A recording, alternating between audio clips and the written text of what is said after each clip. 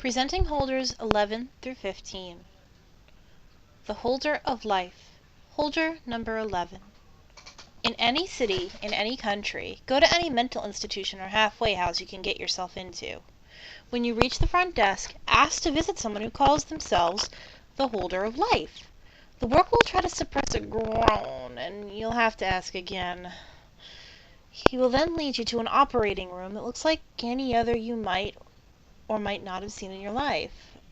The worker will give you a scalpel and then leave you alone in the room, locking the door behind him. You will have to wait. Wait for almost an hour. Then the door will open and several people will enter the room, including a pregnant woman. The woman will lie down on the operating table. The other people, who will look like doctors, will prepare everything for the child's birth. While they do that, you will be able to ask the woman one question. Ask, how can they be reassembled? Nothing else, or the doctors will begin to skin and disassemble you. You will be fully conscious while they do this. If you ask the right question, the one will scream, the child is about to be born. You have to wait until it's over, and one of the doctors will give you the child, moving his mouth without sound coming from his lips. As soon as he finishes talking and smiles, you have to throw the child on the ground and ram the scalpel into its head, or else it will smash your ribcage and rip out your heart with inhuman strength. If you've thrown the child onto the ground in time, it will, despite having a scalpel in its head, answer the question you have asked earlier. It will speak in a demonic voice that might drive you mad. While it is talking, the other people in the room will vanish without leaving a trace. After the child finishes talking, it will simply die, and the door to the room will unlock. You are free to go, if you've not been driven mad by the voice. The dead baby is object 11 of 538. Dare you not remove the scalpel? The holder of catastrophe. Holder number 12. In any city, in any country, go to any abandoned amusement park you can enter. Find the largest roller coaster in the park. No matter its condition, take a seat on the far left side of the first cart, and then close your eyes and whisper, "I wish to see the holder of catastrophe." You will feel the coaster start to move, yet cannot open your eyes, or you'll find yourself moving through an endless void from which you will never escape. The coaster will then slowly start to head up for what seems like ages as you listen to the rumbling of the tracks. You will then hear voices whisper at you and ask you to say them, yet you must not respond to them, or they will take you away into the same void to which they belong. The voices will stop speaking to you and the cart will come to a stop.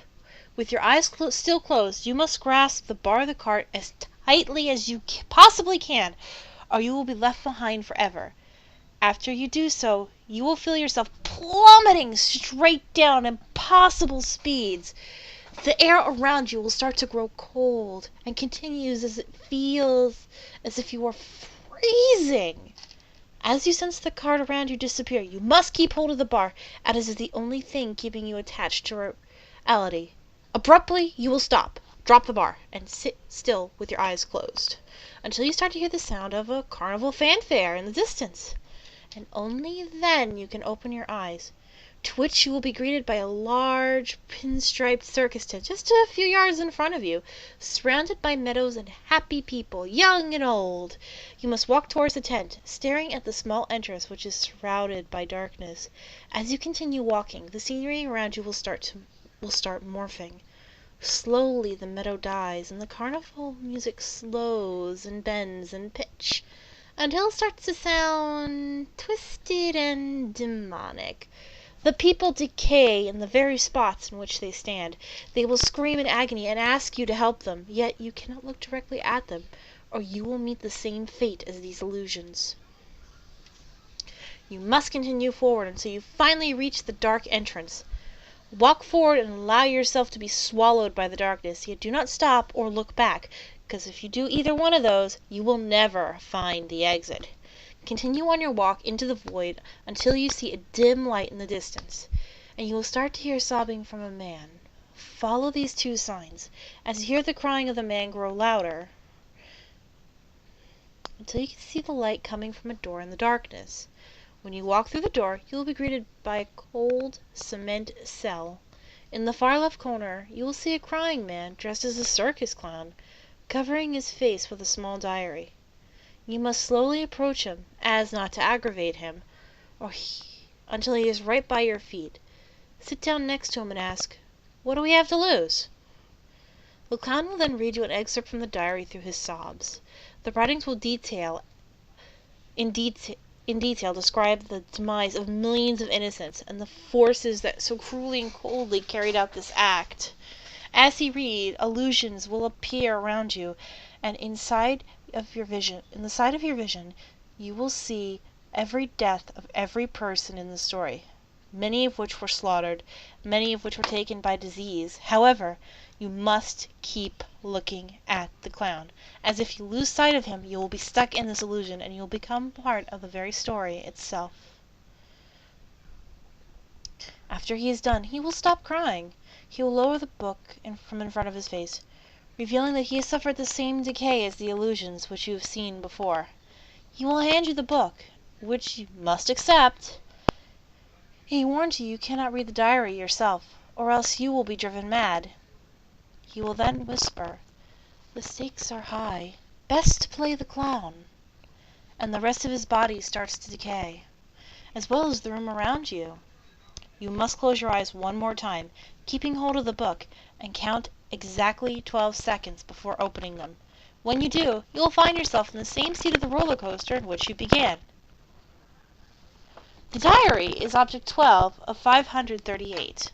These events must never be allowed to occur again. The Holder of Darkness. Holder number 13. In any city, in any country, go to any mental institution or halfway house you can get yourself to. When you reach the front desk, ask with no hesitation to visit someone who calls themselves the Holder of Darkness. The worker will mock you, but you have to stay as calm as possible. Keep asking until he stops denying and withdraws from the counter to guide you through the corridors. As his behavior changes radically, stay on guard, for if you start hearing one single tiny sinister hiss, you should turn around and flee as far as you can, covering your ears, because the time was bad. If you do not escape in time, the faint sound will turn into a dreadful growling and will soon merge into a continuous shriek of sheer pain until madness floods you and leaves you to die in deafening agony. If the warden remains silent, he will lead you to the closed door with neither handles nor lock. As he pushes the door open effortlessly, you will see an ascending, winding staircase which cannot possibly lead to any upper floor in the establishment. The door will close behind you, and you will not be able to push it back. Past this point, climb and do not turn back, or you will fall into a bottomless pit waiting for living prey to chew upon. Do not count the steps, for knowing how many there are will drive you to insanity. One will then creak. At that point, you should stop. Another door should appear on your left. If it is on your right, then pray for a swift passing. Enter slowly into the room, and a blinding, obscuring darkness shall descend upon you. You will be required to walk straight forward, for straying even slightly will lead you to be devoured by one of the roaming, unknown creatures, observing you with blinded and purulent eyes. You will know when coldness grips you. At that very moment, freeze, or you will die by the hands of the holder who is standing right in front of you. In complete darkness, even closing your eyes will not prevent you from seeing his horrid appearance. It will form in your mind as the most outrageous monster ever conceived, and madness will try to creep into your brain as worms over a decayed corpse. His fulminating breath and constant mumbling will be enough to make you cry, but be advised not to utter anything louder than weeping, for you might wake what must not be awakened.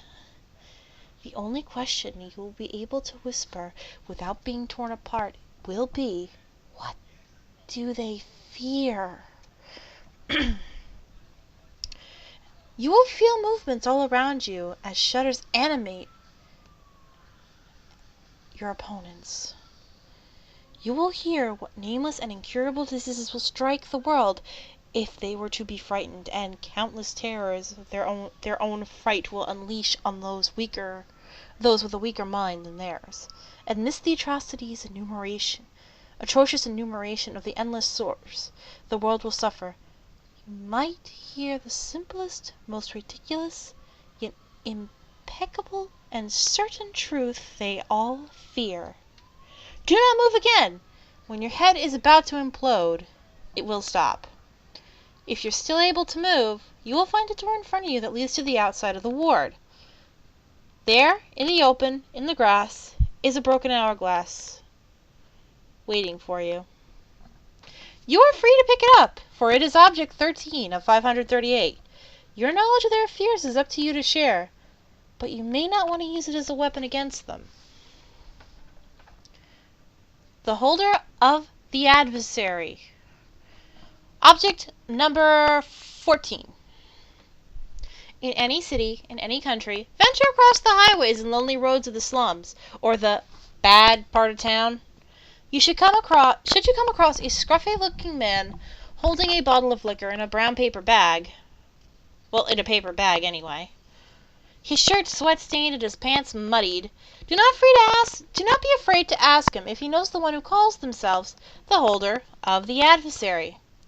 More than likely, he will smile knowingly at you, like an old friend with whom you shared an inside joke. Do not be alarmed. The man knows the one you search for. The less fortunate of us sometimes seem to know these things. He will guide you to a manhole and casually slide the metal lid off with one grimy boot. Tossing you a small flashlight which flickers precariously, he will urge you down into the darkness. Once inside the depths of the sewage system, you will come to realize that it bears no unpleasant scent. No scent whatsoever, in fact. But, turning on the flashlight and gazing on your surroundings, you will realize you are in a round room. On the walls, partially decomposed bodies, their owners forever suspended in a state of half-awareness, feeling all the pain and horror of being trapped inside these corpses. Corpses litter the floors, and you notice that one nearly touches you. You want to shrink away, but all at once the smell arrives. It is the most awful thing you could have imagined. Human and animal excrement, sulfur, rotting bodies, burning flesh. You are momentarily paralyzed by the horror of it all, and when you recover, you do your best to will yourself not to throw up. A thought appears in your head. We are the remains of the ones who could not face the adversary. You gulp, fearful, and stare around you, searching for the source of the voice. But suddenly the bodies begin to explode, one by one, releasing more of the horrible scent, bathing you in bodily fluids and chunkier things you'd rather not know the names of. The corpses sink into the floor, and what rises out of the slimy necks is a creature of pure beauty. Whether man or woman depends on yourself. You cannot shake your gaze from this gorgeous naked human until you realize this is a portrayal of you. The best you can be. Confident, smiling a gentle, patient smile. They have everything you could ever wish yourself to become. You are overcome by sudden jealousy and total anger, and need to destroy this perfect you. Do not do it. If you do, you are doomed to the adversary's wrath, the eternal torment of the damned you have witnessed prior. The only one question that comes to mind to ask the exquisite creature: what could they destroy? The holder of the adversary chuckles melodically and condescendingly, and explains to you as if you were a small child exactly the answer to the question. It spares no details, even the most horrific. Strangely, however, the story is interesting and calming to listen to, and you find yourself absorbed in a childlike fascination with the holder. You liken the holder's story to one told to you by a loved one or a guide when you were a child, and you know that you now have the key to defeating the adversary, which the damned could not acquire. What will you do now, my child? The holder asks you, smiling pleasantly, as it places the object in your palm and closes your hand.